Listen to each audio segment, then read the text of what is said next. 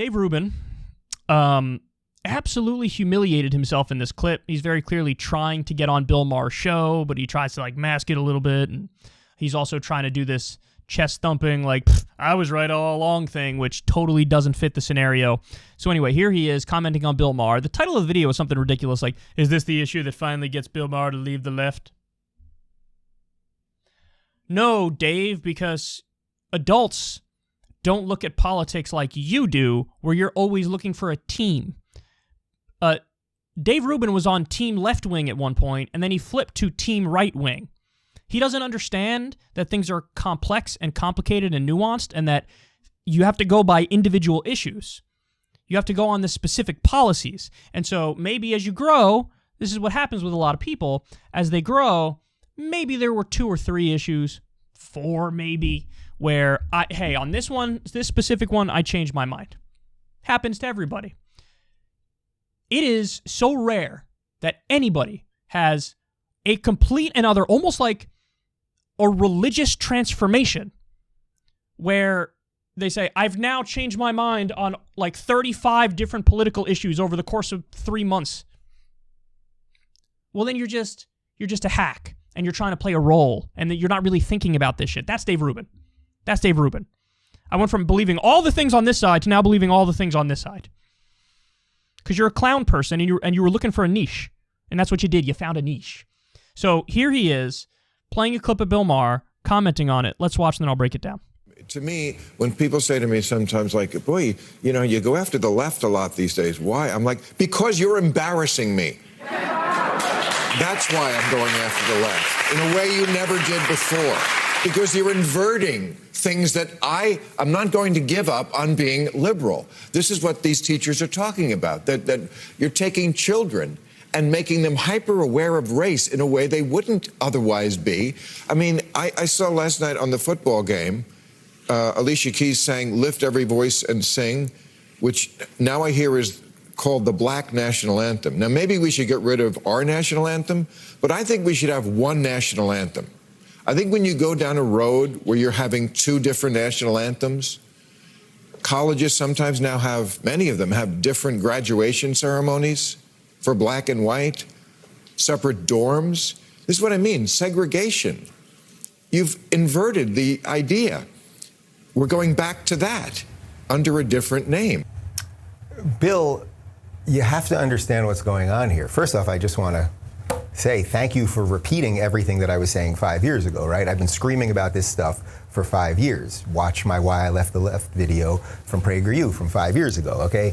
So that's nice, and I know that your guys watch my show, so I'll talk directly to the producers of the show. Everything that Bill said there is now conservative. Yes, we shouldn't have 2 national anthems. I don't know what he meant by we should maybe change our national anthem. No, we shouldn't.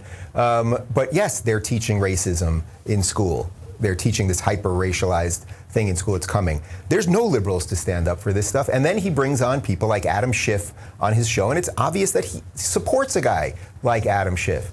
And we see this with all the liberals. A guy like like Joe Rogan, for example. And these are not, I'm really trying not to make these personal attacks. I'm trying to talk about this in the idea set of what these guys talk about.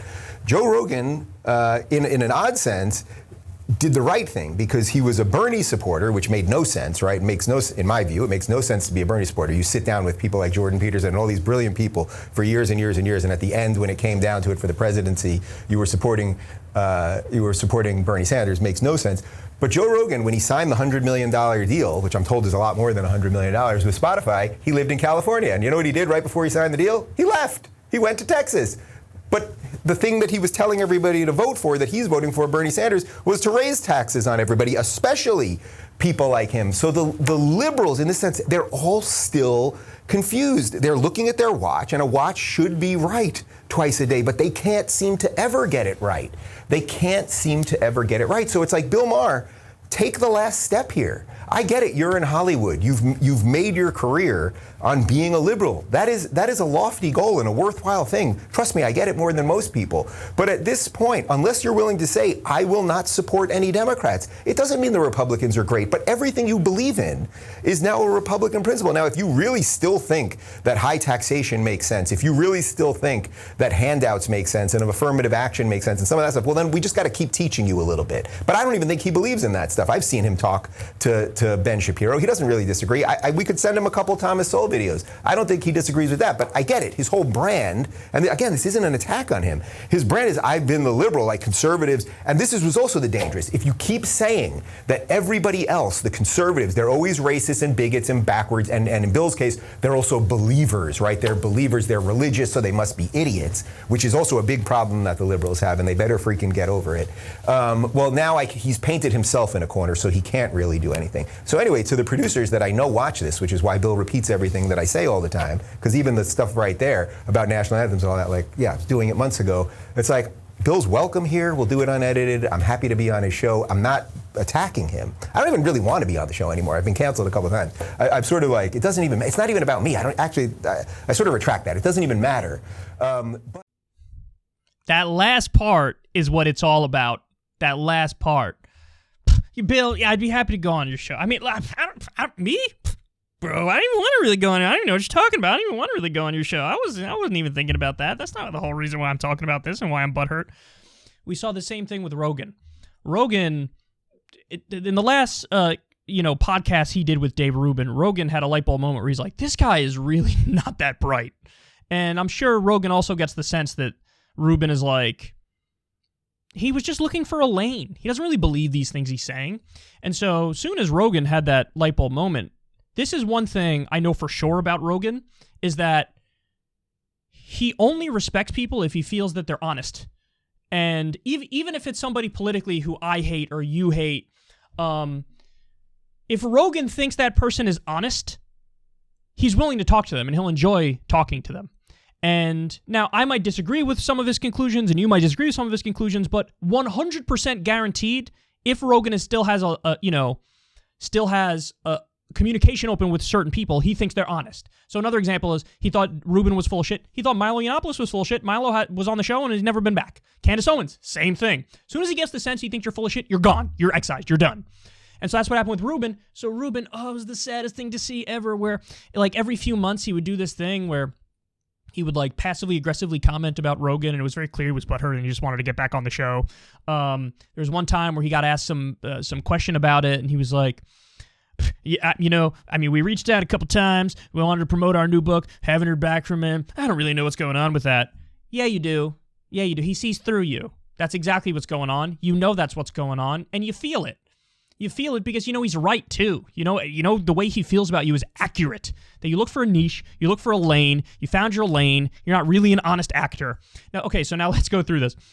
God, oh my God, he wants so bad to get on Bill Maher's show, so bad to get back on Joe Rogan's show. And look at the points he's making here. He's so self-congratulatory, where he's saying like, I know that Bill Maher watches me, he's copying everything I say. What are you talking about? Now listen, I used to like Bill Maher. I don't really like him anymore. I don't. But he's definitely not listening to Dave Rubin. I have no doubt about that. And then he's like, well, okay, maybe it's his producers. His producers are watching me. God, he has such this unearned sense of superiority. You know what I mean? Like, I don't even know if he really believes this in his heart of hearts. Like, he's sort of pumping himself up because he knows nobody else will. So Maher says, oh, people say to me, why do you go after the left? He says, because you're embarrassing me. And then he brings the example that he brings up to say, here's a big one where the left is wrong. He basically brings up woke segregation, how there are some examples of, colleges where they've separate graduation ceremonies for black people and white people, separate dorm rooms, and it's under the guise of like, well, it's sort of like a safe space because you feel more safe and at ease among your own, and you don't have to, try to navigate the complex racial dynamics that go on and stuff. And Bill's like, I'm against that. And Rubin's like, thank you for repeating everything I've been saying for 5 years. Dave, that is not a hard issue at all. And by the way, for the love of God, somebody out there, poll the left on this question. It's going to be well over 70% of the left, probably over 80% of the left, is going to say, I'm against segregation under the guise of wokeness. Poll, do you think blacks and whites should have separate graduations or separate dorms in college? I guarantee you, well over 70 or 80% of the left is going to say, of course they shouldn't. Of course we should have integration and diversity and multiculturalism. So he makes it seem like, I'm Dave Rubin, I'm taking a brave stand before anybody else. I can't cite a single person I know in this left-wing political commentary game who wouldn't instantly say, of course I'm against woke segregation. It's such an easy issue. Now, the mistake, it's not really a mistake, but the issue with Rubin and Maher here is that they assume that it's a much bigger percentage of the left that believes in woke segregation than it really is. And they hype this thing up as if it's a threat, as if like, soon the Democrats will be pushing for it. Are you out of your mind? There's not a single Democratic politician who has pushed for officially bringing back segregation. So they hype up the threat as if it's a real threat, and it's not. Everybody, of course, doesn't believe in segregation under the guise of wokeness. So, and then he goes on to say, well, everything Bill Maher said there is now conservative. That's not true at all. That's not even close to true. Then he goes on, again, to go back to Rogan, he says, well, he was a Bernie supporter, which made no sense. What do you mean it makes no sense? Bernie aligned in many ways with Joe Rogan's values. So, and Joe Rogan's policy beliefs. Now, you might not like that. I know you don't like that, but it's true. By the way, who did he support before Bernie? Tulsi. Again, Tulsi, now I have my issues with Tulsi. I have big issues with Tulsi, but if you go issue for issue with the policy things that she was espousing and that she was running on at the time, it was very similar to Bernie. It was a left flank of the Democratic primary. So, yeah, that's what he believes in. He said, well, that made no sense. You sit down and talk to people like Jordan Peterson, and how could you come to the conclusion that Bernie's right about stuff? What on earth has Jordan Peterson said in his conversations with Joe Rogan that would lead you to believe that social democracy is a bad idea? I mean, yeah, Jordan Peterson leans right, of course. He's an ardent, anti-communist. Okay. But the Scandinavian-style social democracy is, there's nothing in those conversations. If you watch the conversations between Jordan Peterson and Joe Rogan, there's nothing in there that would be like, whatever you do, don't give people health care. Jordan Peterson is from Canada. Everybody has health care in Canada. Okay. Then he says, well, Joe Rogan lived in California and then he went to Texas. As if that's like some sort of gotcha. Rogan very clearly said he didn't like that there were a bunch of riots happening in California. So being anti-riot is a right-wing position? No, I'm anti-riot and I'm on the left. Many people are, again, the overwhelming majority of people on the left are anti-riot. I think we should burn down a bunch of small businesses today is something that who said? What Democratic politician? What person on the left? Nobody said that. So he didn't like the riots. And then also, I think that Rogan thought a lot of the COVID measures were too extreme in California. Now, granted, yeah, the California Democratic Party, they are the ones who are pushing for that. But Joe Rogan is allowed to disagree with that and still have other ideas that are left. And by the way, I wouldn't even classify being so restrictive as just being left. So me, for example, I support Biden's vaccine or test policy. But in retrospect, I don't think I would have shut down anything if we knew what we know now. I would have approached it the Japan way and had everybody wear masks, but I would have kept everything open every step of the way. So I'm anti-lockdown. Does that mean that's a right-wing belief I have? No, I wouldn't classify that as a right-wing belief at all. There are some countries where the politics of COVID actually flipped, where it's like the lefties who are more on the side of, hey, live and let people take risks if they want to, and it's the right-wingers who are a little more authoritarian and draconian and restrictionist, if I can make up a word.